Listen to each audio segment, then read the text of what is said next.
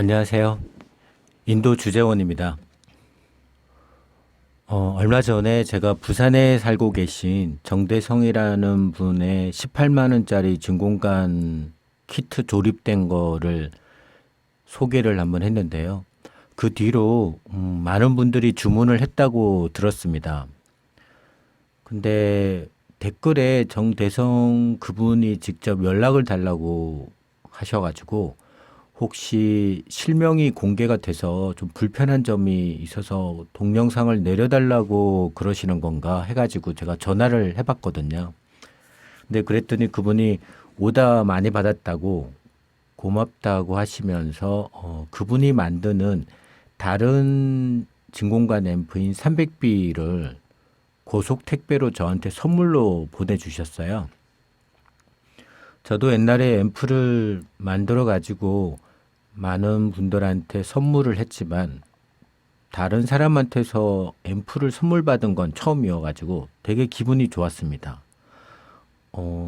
그때는 순진해 가지고요. 정말 선물인 줄 알았어요. 근데 앰프가 도착했는데 지금 화면에 보이는 이 앰프거든요. 제가 한번 동영상을 보여드리도록 하겠습니다.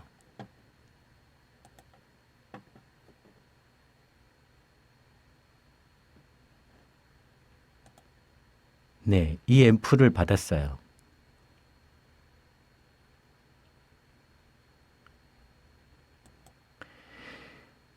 어, 근데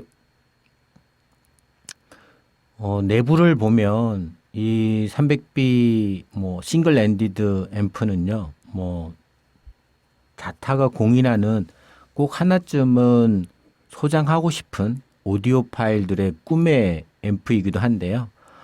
이 정대성이라는 분은 정말 실장의 달인이라서 부품들 실장하는 거나 이런 건 정말 잘 하셨더라고요.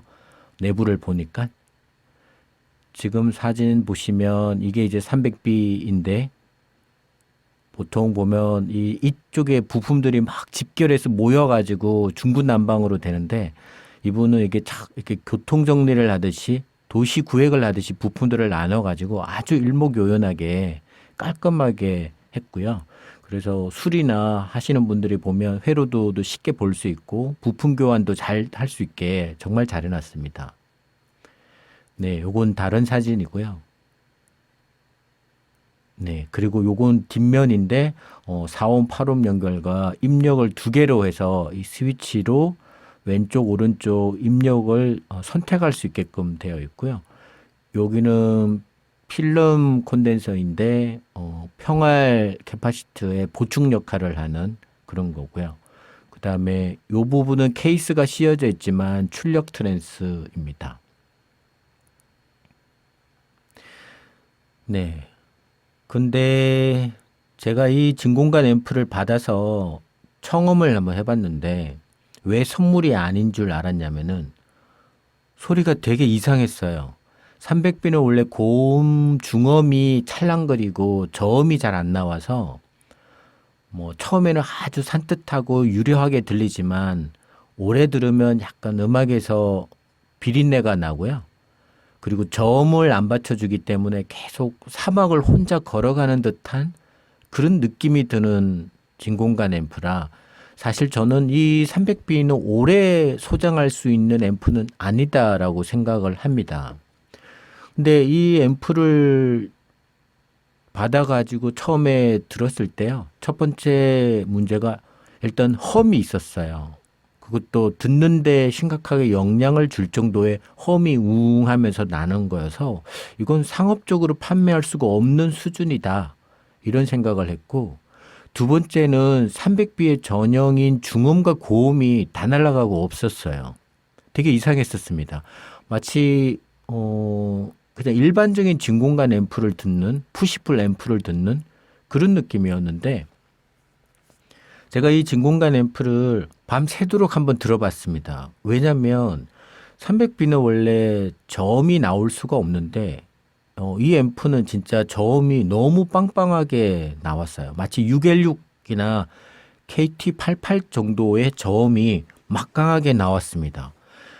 근데 저는 이 앰프 설계자가 중국 사람인데 어떻게 저음을 만들어낼 수 있을까가 더 궁금했어요, 사실은. 왜냐하면 300B의 저음을 만들어내는 건 기술적으로 상당히 어렵습니다. 근데 이 앰프는 중음과 고음은 없었지만 저음은 정말 잘 나오더라고요.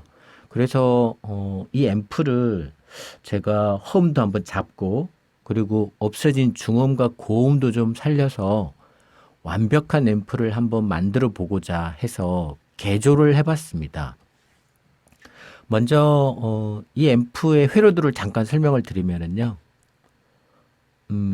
여기 입력에서 볼륨을 거쳐서 6F3라는 초단관이 하나로 돼 있고 이건 러시아관인데 중국에서 아마 카피를 한 것 같은데요.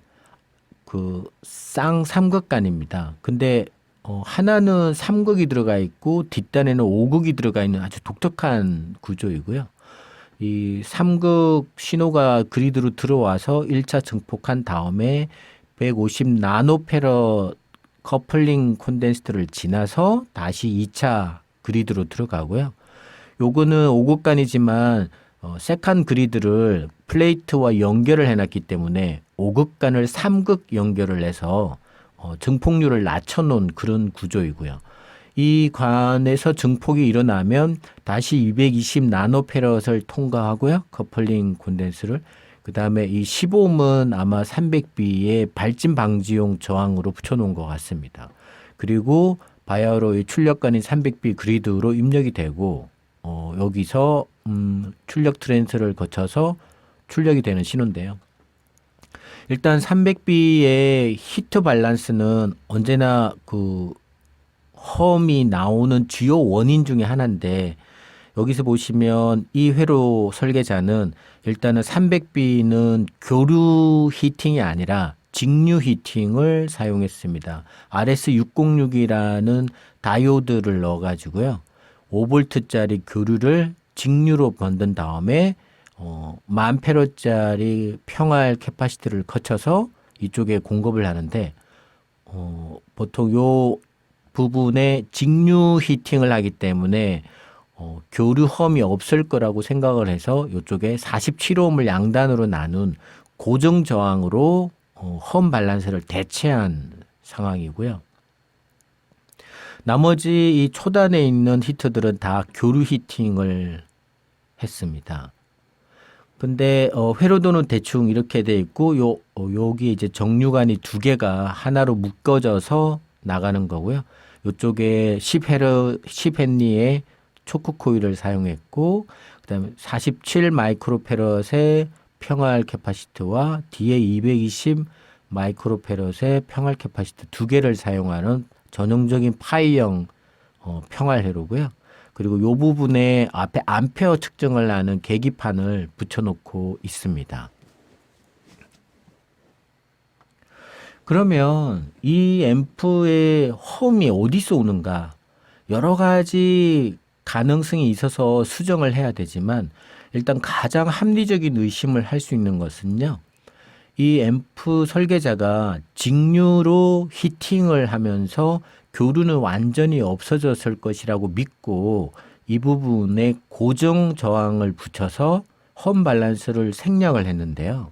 아무래도 원가를 절감하기 위해 그런 것 같아요. 그래서 제 생각에는 이 부분에서 험이 나오는 것 같아서 이 부분에 이 저항들을 제거를 하고 험 밸런스를 구매를 해서 부착을 했습니다. 일단은 험 상태 한번 보실까요?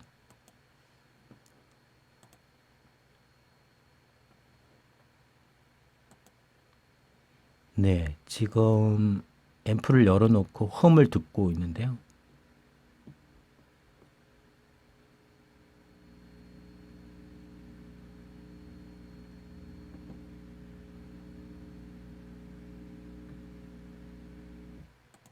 네, 이 정도면 솔직히 상당히 큰 험이고요. 음악을 들을 때도 방해가 되는 상태입니다.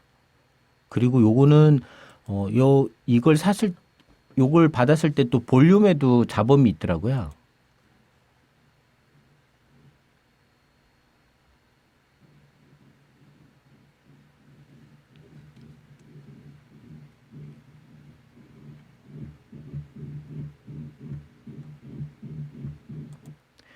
네.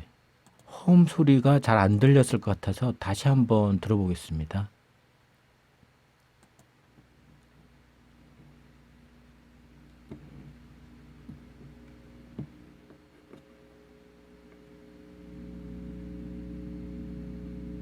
제가 볼륨을 좀 키웠거든요.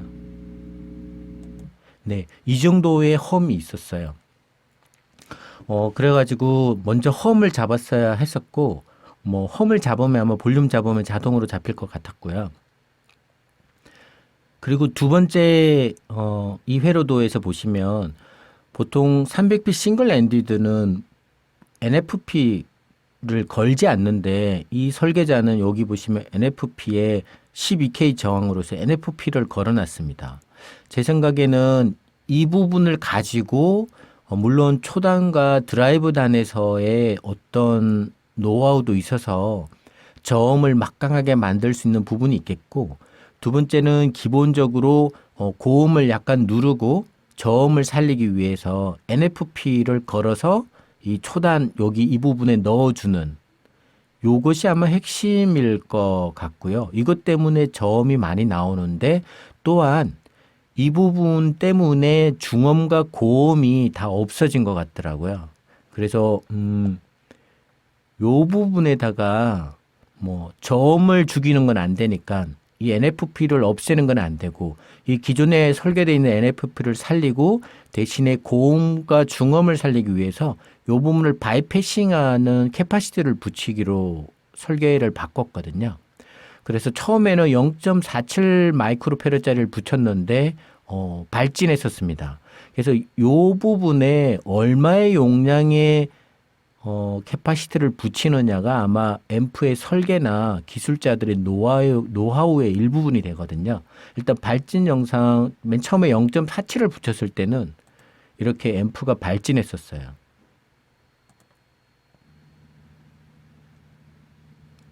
지금 요게 0.47 제가 붙여놓은 겁니다.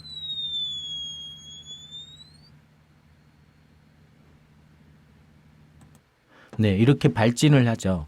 그래서 일단 0.47은 안 되고 더 낮은 걸로 수정을 해서 일단은 험을 잡기 위한 험 밸런스 그리고 중고음을 살리는 NFP의 다른 디자인을 수정을 해서 앰프를 바꿔보기로 했습니다. 네, 지금 작업을 시작했고요. 지금 원래는 요 47옴짜리 두 개가 이렇게 나뉘어져 있어요. 300B 아랫부분에 캐소드 쪽에요. 요 부분도 요 부분이 있고 그래서 요 부분을 먼저 제거를 했습니다. 이렇게 잘라서 드러내고요. 그다음에 그 부분을 연결해서 험 밸런스를 이렇게 붙였습니다. 그랬더니 험은 완벽하게 없어져서요. 완전히 험은 그 자체조차가 있지 않을 정도로 아주 정숙한 앰프가 됐고요. 또 혹시나 몰라서 리플이 있을까봐 원래는 하나의 평할 캐파시티가 있었는데 그 부분에 용량 같은 걸로 추가를 하나 더 달아서 좀 여유 있게 이 부분도 수정을 했습니다. 그리고 아까 0.47 마이크로페럿으로 NFP 디자인을 새로 바꾸는 거는 실패해 가지고요. 이거는 마일로 콘덴스라는 것인데 220 피코페럿과 130 피코페럿을 사가지고 요거랑 요거를 수정을 해가며 비교 청음해서 NFP가 가장 중고음이 좋은 상황을 청음을 하면서 수정을 했습니다. 네, 지금 보시면 요게 NFP에 붙어 있는 12K 저항인데요. 요 부분에 지금 얘들을 이제 얼기설기 해가지고 납땜 전에 비교 청음을 해보는 상황이고요. 그래서 220이 좋으냐, 130이 좋으냐를 비교 청음을 하는데 보통 비교 청음을 할 때는 사람들이 이걸 다 붙여놓고 한 노래 듣고 한 몇 시간 듣다가 다시 부품 바꾸고 또 몇 시간 듣고 이렇게 하면 소리는 사람이 기억을 할 수 없는 감각 중에 하나라요. 물고기처럼 3초 뒤면 그 느낌을 잊어버립니다. 그래서 보통 앰프의 비교 청음과 디자인을 할 때에는 지금처럼 입력 라인이 두 개가 있으면 왼쪽은 이쪽에, 오른쪽 라인은 이쪽에 해서 이 스위치로 왔다 갔다 하면서 한쪽 오른쪽에 그 회로도를 바꾸어 놓고요. 이렇게 왔다 갔다 5초 간격으로 하면서 소리의 변화를 직접적으로 그리고 아주 단시간에 들어야만 정확하게 부품에 의한 소리 변화, 회로 변경에 의한 소리 변화를 정확하게 알 수가 있습니다. 한번 보시죠.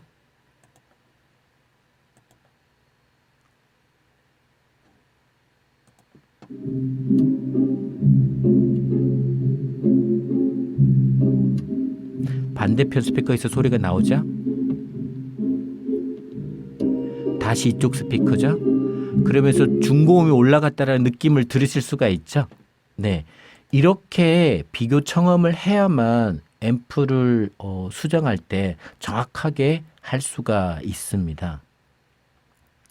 네. 그래서 최종 NFP에 걸리는 12K 저항의 용량은 바꾸지 않고 원 디자이너가 사용한 걸 사용하기로 했고요. 요거를 바이패싱하는 220피코페러짜리 마일러 콘덴스를 위로 경유하게끔 최종 디자인을 변경하고 납땜을 해서 고정을 했습니다. 네. 요 부분이 이제 완성된 부분이고요. 이쪽 두 개의 험 밸런스와 이 부분에 220피코페럿을 추가해서 중고음을 바이패싱해서 NFP에 좀 더 중고음이 많이 갈 수 있도록 디자인을 변경했습니다. 완성품을 한번 보시면은요.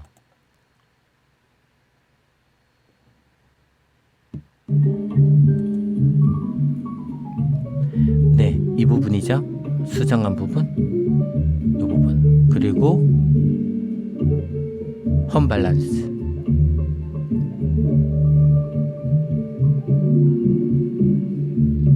네, 납땜으로 완벽하게 이제 고정을 했습니다.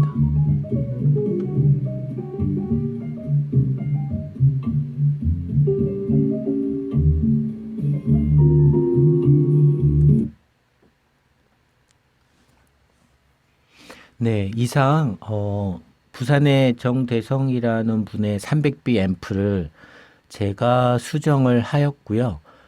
이 변경된 상황을 정대성이라는 분한테도 알려드렸어요. 그래서 다음에 아마 만드시는 앰프들은 이 회로도로 아마 만드시지 않을까 싶고, 저의 뭐 청음력을 바탕으로 한 수정된 버전을 한번 들어보고 싶으신 분들은 한번 구매하셔서 들어보시길 바라겠고요.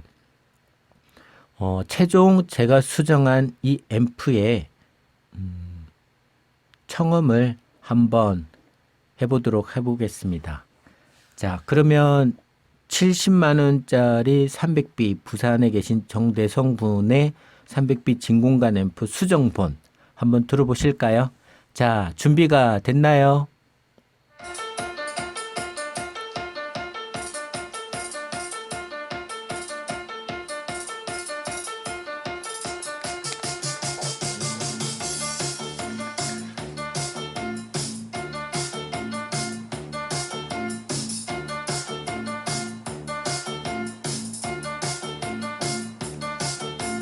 Everywhere you go, lights flash.